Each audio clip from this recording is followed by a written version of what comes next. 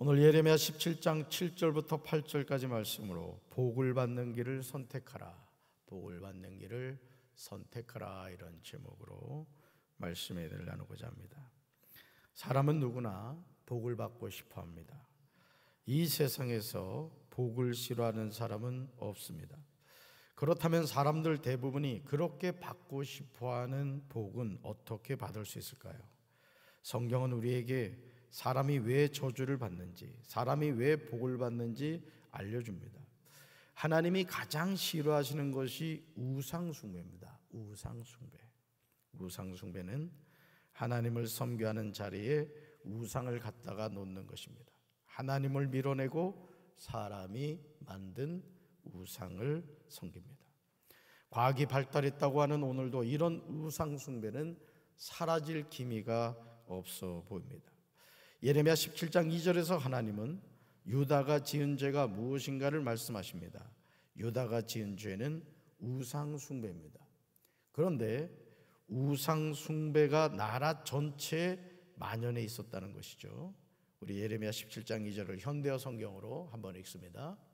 내가 항상 돌아보며 섬기는 것은 이 나라의 모든 산과 언덕들 위에 세워놓은 그 푸른 나무 밑에 제단과 옥상들이다. 너는 온갖 우상을 위하여 만들어 바친 그런 것들이 마치 내 자식이라도 되는 듯이 아끼며 돌아보고 있다. 아멘. 여러분, 제가 여러분 성경 읽을 때 항상 인칭대명사를 잘 보라고 했죠. 내가 항상 돌아보며 섬기는 것은. 사랑하는 성도 여러분, 유다가 항상 돌아보며 섬기는 것이 무엇입니까? 온갖 우상입니다. 그런데 그런 우상을 만들어 마치 자식이라도 되는 듯이 아끼며 돌아보고 있다고 하십니다. 이 나라의 모든 산, 언덕들 위, 푸른 나무 밑의 제단과 목상들입니다. 그러므로 하나님이 유다의 모든 재산과 산당들을 원수들의 손에 넘겨주어 약탈을 당하도록 하겠다, 이렇게 심판을 말씀하십니다. 유다가 이 나라의 어디에서나 우상을 섬기며 더러운 짓을 하였기 때문에 그런 형벌을 받는 것이라고 분명하게 말씀하십니다. 우리 한번 읽어볼까요? 우상숭배는 패망의 지름길입니다. 한 번 더요. 우상숭배는 패망의 지름길입니다. 하나님의 자녀가 겁없이 점을 보고 무당을 찾아가는 행위는 영적인 간음입니다. 인터넷이나 유튜브에서 사주팔자를 보거나 운명론에 빠져서 무당의 말을 듣는 것은 자기 영혼을 팔아먹는 거예요. 여러분, 오늘 텔레비전에도요, 그 누굽니까? 서장훈이하고 이수근인가요? 예? 그 보살 해가지고 나오잖아요. 여러분, 그것이 그냥 단순히 그냥 어떤 우스개로 보면 안 되는 겁니다.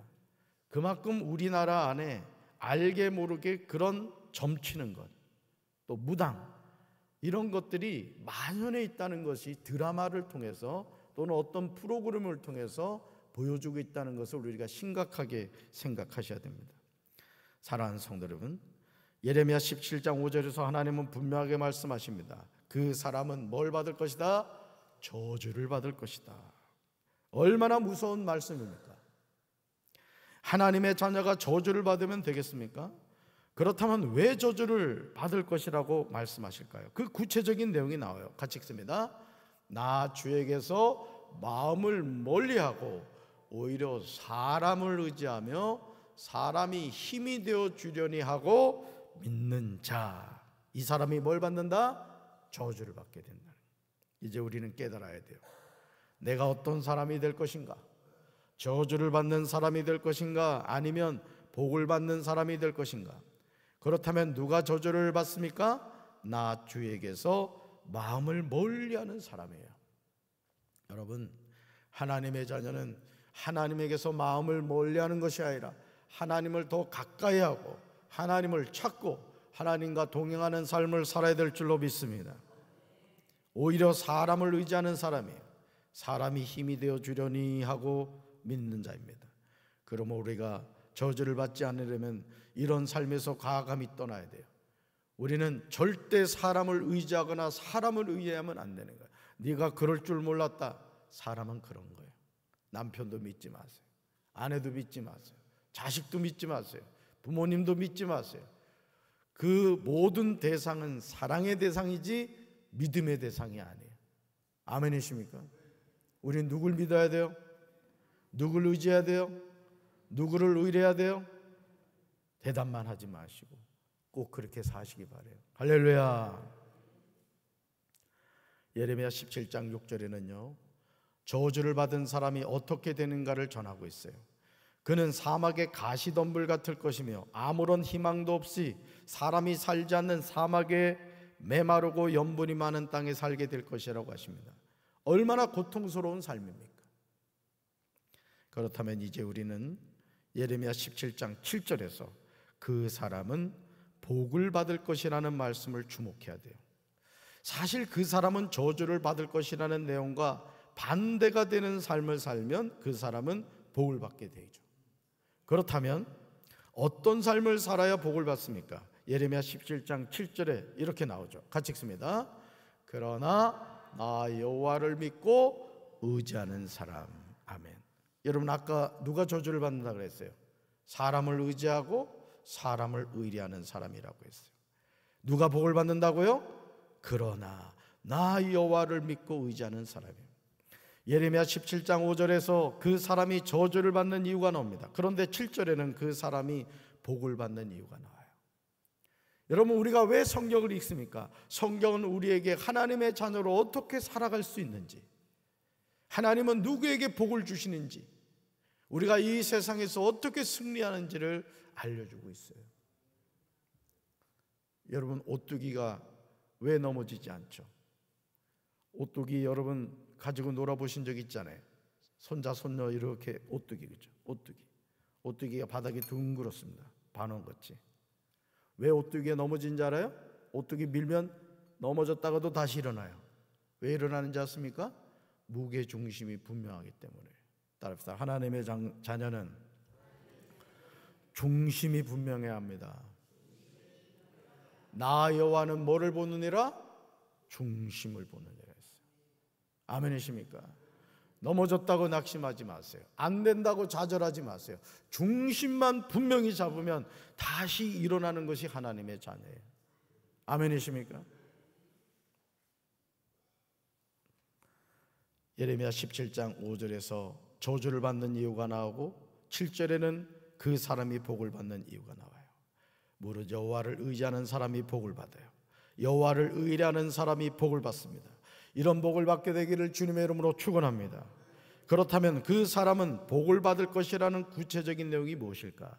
이어지는 8절에 그 내용이 나옵니다. 우리 8절을 세 번역으로 한번 읽습니다.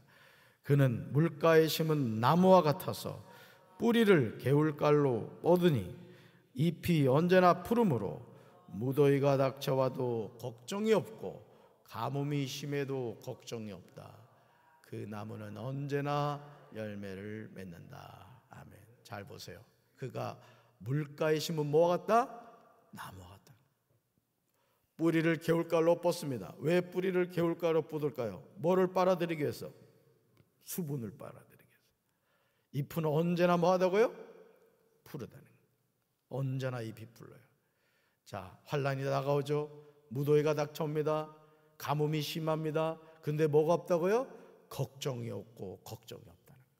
여러분의 삶에 이 축복이 함께하기를 주님의 이름으로 축원합니다. 말씀 다시 보여주세요.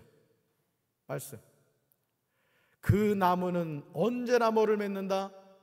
열매를 맺는다. 누가 이런 축복을 받는다 그랬어요? 여호와를 의지하고 여호와를 의뢰하는 사람. 반대로 누가 저주를 받는다고요? 사람을 의지하고 사람을 의뢰하는 사람입니다. 복은 하나님이 주시는 줄로 믿습니다. 무릇 사람을 믿으며 육신으로 그의 힘을 삼고 마음이 여호와에게서 떠난 그 사람은 저주를 받아요. 그러나 무릇 여호와를 의지하며 여호와를 의뢰하는 그 사람은 복을 받습니다. 이제 선택해야 돼요. 저주와 복 가운데 무엇을 받으시겠습니까? 6월 한 달 동안 저와 여러분이 결단해야 될 것이 있습니다. 나는 하나님을 의지합니다. 나는 하나님만을 의뢰합니다. 우리가 그 믿음의 고백을 가지고 믿음으로 6월 한 달 동안 믿음의 장부가 되어 승리하는 우리 성도들 되기를 주님의 이름으로 축원합니다. 우리 자리에서 다 일어나시겠습니다. 이제 2025년 6월 한 달을 시작하는 우리는 분명하게 선포해야 됩니다. 자, 오른손 주먹 불끈 쥐시고, 자, 따라합시다. 있을지어다 그대로 되니라.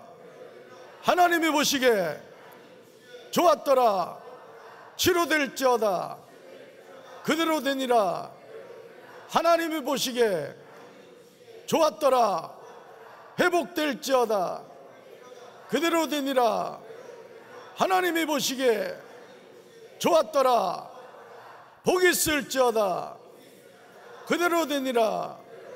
하나님이 보시기에 좋았더라. 충만할지어다 그대로 되니라. 하나님이 보시기에 좋았더라. 정복할지어다 그대로 되니라. 하나님이 보시기에 좋았더라. 다스릴지어다 그대로 되니라. 하나님이 보시기에 좋았더라. 할렐루야. 선판대로 될 줄로 믿습니다. 가슴에 손 얹읍시다. 사랑의 주님, 6월 1일입니다. 새로운 한 달이 시작되었습니다. 이제까지 우리의 삶을 인도하신 에베네셀의 하나님, 6월 한 달 동안 시작부터 마치는 그날까지 좋으신 하나님께서 저희들의 걸음을, 저희들의 마음과 생각을 인도하여 주시고 지켜주실 줄로 믿습니다. 믿음의 장부가 되어 영적인 오뚜기가 되어 넘어질지라도 다시 일어나게 하시는 하나님을 바라보게 하옵소서.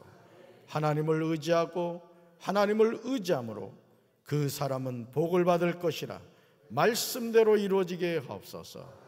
이 시간 주의 종이 안수하며 기도할 때 성령의 기름 부으심 있게 하시고 사탄이 쫓겨나게 하시고 병든 자가 치료되게 하시고 저주의 사슬이 끊어지게 하시고 축복의 통로가 회복되게 하옵소서.